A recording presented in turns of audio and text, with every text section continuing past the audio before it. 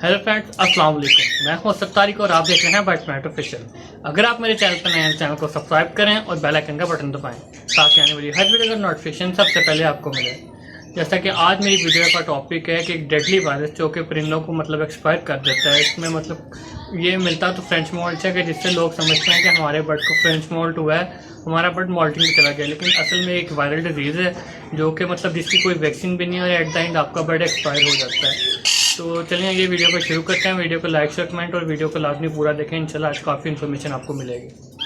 जैसा कि हमारे काफ़ी छोटे भाई है जो विभिन्न फैंस रहते हैं जिनको बच्चे वगैरह खरीदने का शौक होता है, क्योंकि आज के टाइम जो भी जा रहा है मोस्टली लोग होते हैं जो चिक्स होते हैं वो हैंड क्रिकेट उठा लेते हैं। मैं भी इसी तरह आपने देखा है मेरी पिछली वीडियो में कि जो मैं बच्चे होता हूँ वो हैंड क्रिकेट उठा लेता हूँ, जो कि बच्चों को हैंड गेम करना पसंद करते हैं। तो बच्चों में ये इशू आता है कि उनके फैदर वगैरह गिरना शुरू हो जाते हैं, उनकी टेल गिरना शुरू होती है, तो लोग समझते हैं ये फ्रेंच मोल्ट है। तो आज मैं जिस डिजीज़ के बारे में बता रहा हूँ उसका नाम है बीक एंड फीदर डिजीज़। उसका नाम ये नीचे आ रहा होगा, बीक एंड फीदर डिजीज़। ये काफ़ी डेडली डिजीज़ है और एक वायरल डिजीज़ है। इसका जो पॉजिटिव एजेंट है वो एक वायरस है और इसकी कोई वैक्सीन नहीं है। तो ये डिजीज़ इसी तरह मिलती है तो इससे ये फ्रेंच मोल्ट है, लेकिन असल में ये नहीं होती। इस डिजीज़ में सबसे पहले तो जो बर्ड्स के होते हैं वो फीदर गिरते हैं, फिर उसकी चोंच ख़राब होती है, फिर उसके पंजे ख़राब होते हैं, उसके बाद जो उसकी स्किन है वहाँ पे नेक्रोसिस वगैरह होती है। तो ये उससे टोटली डिफरेंट है। ये एक वायरल डिजीज़ है जो कि फैलती भी है और मतलब बर्ड आपका 2 हफ्तों में एक्सपायर हो जाता है। सबसे पहले आपके बर्ड के पर गिरना शुरू होते हैं, आपका बर्ड लेमनेस आती है, वीक हो जाता है, वीक होता है। उसके बाद उसकी नाक वगैरह उससे ख़राब होती है, समटाइम पंजे ख़राब नहीं होते, उसे भूख नहीं लगती, उसकी एपेटाइजेशन ख़त्म हो जाती है। तो भूख ना लगने से सोकड़े से भी आपका बर्ड मिल जाता है। ये जो वायरस है इसका होस्ट ये एवियन है, यानी ये एक बर्ड से दूसरे बर्ड को ला सकता है। यानी अगर बजिस को है तो कॉकटेल को भी हो सकता है, ग्रे पैरेट को भी हो सकता है, मकाओ को भी हो सकता है, सनकनोर को भी हो सकता है। तो जो इसका स्पेसिफिक होस्ट है वो तो हमें पता लग गया कि वो ये सिर्फ एवियन ही है, लेकिन इसके अलावा ये काफ़ी और डिफरेंट बर्ड्स हैं, पोल्ट्री बर्ड्स हैं, मतलब ये काफ़ी बर्ड्स में डिजीज कॉज करता है। इसमें जो वीक बर्ड है यानी जो बच्चे होते हैं उनका इम्यून सिस्टम वीक होता है, उन पर ज़्यादा असर करता है, बच्चों को जल्दी मतलब बीमार करके मारता है। जो बड़े बर्ड होते हैं जिनका इम्यून सिस्टम स्ट्रॉन्ग होता है वो तो बच जाते हैं, लेकिन वो जो बर्ड हैं वो कैरियर बन जाते हैं। कैरियर का मतलब होता है कि मतलब उसको खुद तो बीमारी नहीं है, यानी उसको बीमारी है लेकिन वो कोई आपको साइन और सिम्टम शो नहीं करेगा, लेकिन वो आगे को ट्रांसफ़र करेगा। फॉर एग्जाम्पल ये बजिस पैरेट को हुआ, इसका इम्यून सिस्टम स्ट्रॉन्ग था, ये बर्दाश्त कर गया है, तो उसको खुद तो कुछ नहीं हुआ, उसकी अपनी हेल्थ ठीक है, लेकिन वो सारी उम्र के लिए कैरियर बन गया, तो वो बाकी बर्ड्स को ऐसे करेगा। अब ये ट्रांसमिट कैसे होता है? अगर एक बर्ड ने दूसरी बर्ड जगह पे मुंह मारा है और उसके बर्तन से दूसरा बर्ड जो खाना खा रहा है उससे हो जाएगा, उसकी फीसिस से होगा, यानी वो वेस्ट मटीरियल जो ये गंद वगैरह डालते हैं इससे भी होगा, जिससे पानी पी रहे हैं उससे भी होगा, इसके ब्लड से भी होगा, इसके सलाइवा यानी बर्ड के थूक से भी होगा, उसके आई ड्रॉपलेट से भी ट्रांसफ़र होगा, उसके परों से भी होगा। यानी बर्ड पूरी तौर पे कैरियर होता है और दूसरे बर्ड को हार्म करता है, और जिसका जो नतीजा होता है आपका बर्ड 100% एक्सपायर होगा। क्योंकि मैं फिर कहूँगा इसकी वैक्सीन कोई नहीं है, अब तक इसकी वैक्सीन नहीं बनी।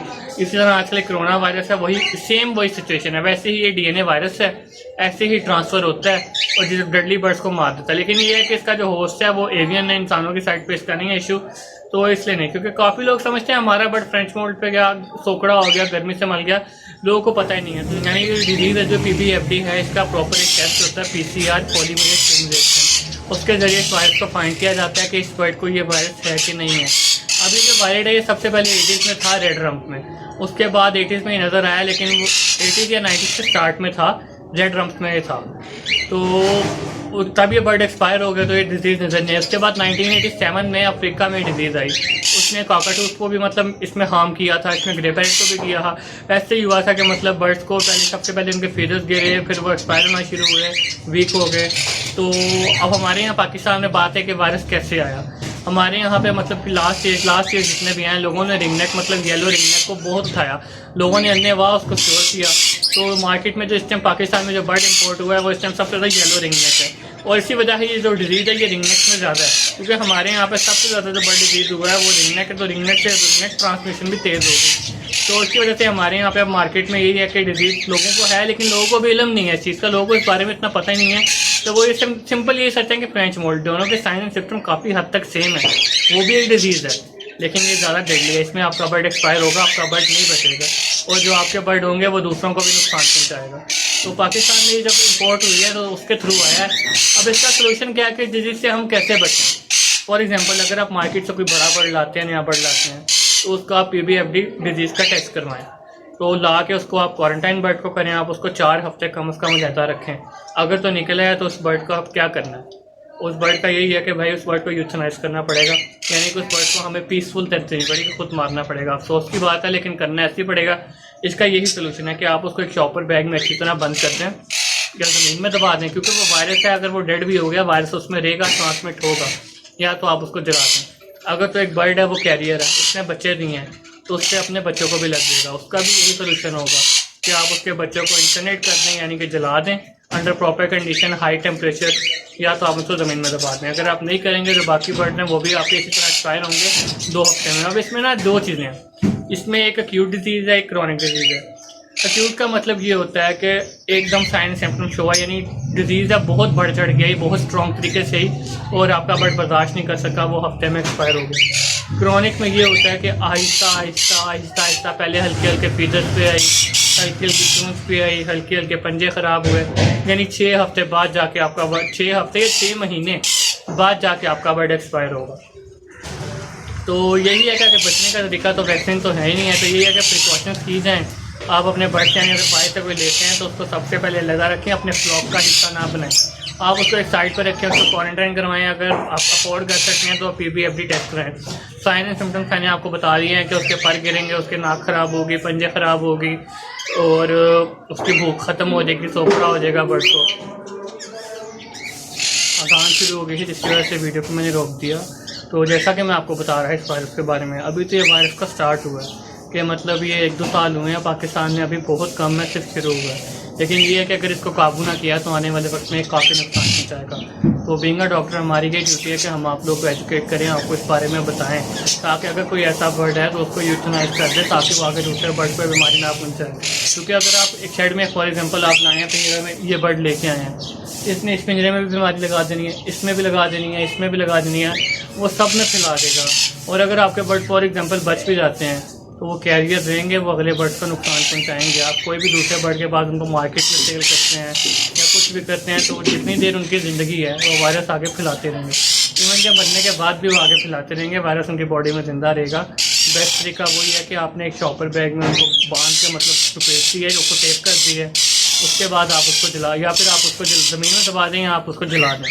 ये बेस्ट सोल्यूशन है उससे बचने का, नहीं तो ये वायरस आने वाले वक्त में काफ़ी नुकसान पहुंचाएगा। अभी तो जस्ट स्टार्ट है, तो हम लोगों को अवेयरनेस दे रहे हैं कि आप इस वायरस को समझें। अगर ये पोल्ट्री साइड पे हमारे पोल्ट्री सेक्टर में बहुत ज़्यादा आ गया तो हमारे पास खाने के लिए चिकन भी नहीं होगा, क्योंकि ये इसका जो स्पेसिफिक होस्ट है वो एवियंस है। दूसरा ये 70% होगा। मेन सोल्यूशन ये है कि आप इम्पोर्टेड माल ना खरीदें। आप इम्पोर्टेड माल खरीदेंगे उसका फिर आप ये टेस्ट लाजमी करवाएं। आप हमारे यहाँ की लोकल ब्रीड को प्रेफर करें, क्योंकि यहाँ की लोकल ब्रीड में हमें पता है इतने इश्यूज़ नहीं हैं। अब उन लोगों ने हमें जो मतलब वहाँ से माल हमने इंपोर्ट किया, मतलब लटीनोज वगैरह या फिर लटीनो रिंगनेट्स वगैरह जो भी, उन्होंने मोस्टली हमें वही बर्ड्स दिए जिनको ये डिजीज़ थी, उन्होंने अपने सर से उतार के हमारे से डाल दी। तो आप यहाँ पे जो भी बर्ड लें उसका ये टेस्ट लाजमी करवाएं। फॉर एग्जांपल आप अगर आप 2 लाख का ग्रे पैरेट का या 1.5 लाख का आप ग्रे पैरेट का जोड़ा लेते हैं तो आप 1000 रुपये का इसका टेस्ट भी करवा सकते हैं PCR का। इससे आप ही का फ़ायदा है कि जो आपके बाकी जानवर हैं उनको कोई इशू नहीं होगा। और अगर फॉर एग्जांपल निकल आता है तो आप उस बर्ड को क्वारंटाइन करें। अब 1.5 लाख रुपया लगाया तो हम सोचते हैं कि हम क्या करें, तो फिलहाल तो आप क्वारंटाइन करें और उसके वैक्सीन आने का वेट करें। उसके अलावा भी अगर आप बर्ड को निकल आता है तो वो पर गिरा देगा, ये एक्सपायर हो जाएगा, आप मार्केट सेल कर देंगे तो बाकी आगू का भी नुकसान होगा। तो इसलिए ऐसे बर्ड को ख़रीदने से गुरेज करें। दूसरा, जब आप मार्केट जाएँ तो अगर आप इसके केस में बर्ड ख़रीदने हैं तो आप उसके दाएँ बाएँ भी ना नज़र रख लेंगे, किसी और केज में किसी बर्ड को कोई मसला तो नहीं है। लाजमी तो नहीं है कि इस केज में अगर सारे परिंदे सही हैं उनको कोई इशू नहीं होगा, साथ वाले केज से बीमारी आ जाएगी, तो इस चीज़ का ख्याल रखें। बाकी इंशाल्लाह नेक्स्ट वीडियो में मैं आपको फ्रेंच मोल्ट, सिंपल मोल्टिंग इनका बताऊंगा कि मतलब ये बर्ड्स क्या होता है। और कुछ बर्ड्स को तो वैसे ही प्लकिंग की आदत होती है कुछ पेयर्स को। तो आज से यही टॉपिक था कि ये PBFD, ये बीक एंड फीदर डिजीज़। तो मिलते हैं नेक्स्ट वीडियो में इंशाल्लाह। आपको आगे भी मैं हेल्प करता रहूँगा। काइंडली आप इस वीडियो को अवेयरनेस पहुँचाएँ, लोगों के साथ शेयर करें, लोगों को इस वीडियो में पता लगे कि डिजीज़ असल में क्या चीज़ है, ताकि अगर आपके पास भी इशू हो तो आपको पता हो कि आपने आगे क्या करना है, उसके बच्चों के साथ क्या करना है। तो मिलते हैं नेक्स्ट वीडियो में, तब तक के लिए अल्लाह हाफिज़।